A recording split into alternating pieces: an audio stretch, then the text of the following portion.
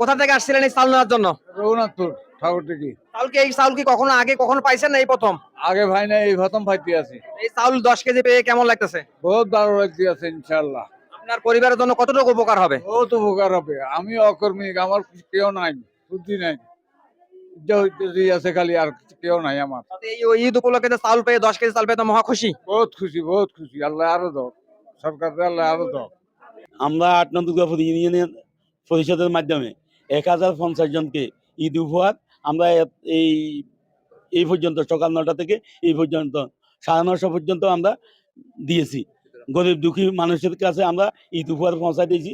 এবং এই ৮ নং দুর্গাপুর ইউনিয়নে ৯টা ওয়ার্ডের নেতৃবৃন্দ এবং কি আমরা এমপি মহোদয়ের ২ জন প্রতিনিধি সহ আমরা এই সকাল ৮টা থেকে উপজেলা প্রশাসনের লোক আসছিল, ওর মাধ্যমে আমরা উদ্বোধন করে এই পর্যন্ত আমরা এই ইউনিয়ন পরিষদের মাধ্যমে আমরা এই ৯৫০ জনকে আমরা চাউল ১০ কেজি করে আমরা ইনটেক ১০ কেজি করে চাউল বিতরণ করছি।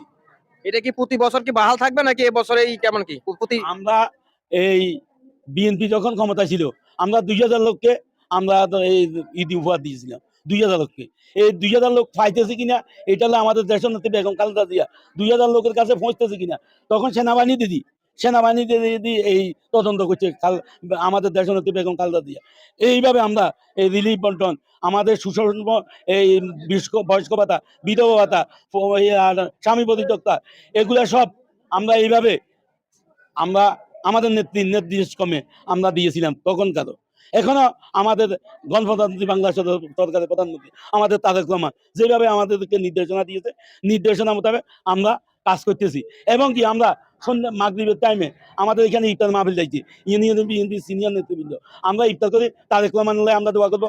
আমাদের মিরাজরাই অভিভাবক নুরুল আমিন এমপি মহোদয়ও আমরা দোয়া করবো। সবাই লাই দোয়া হবে, ৮ নং দুর্গাপুর ইউনিয়ন বিএনপির সর্বস্তরের মানুষের লাই দোয়া হবে। বিসমিল্লাহির রহমানির রহিম।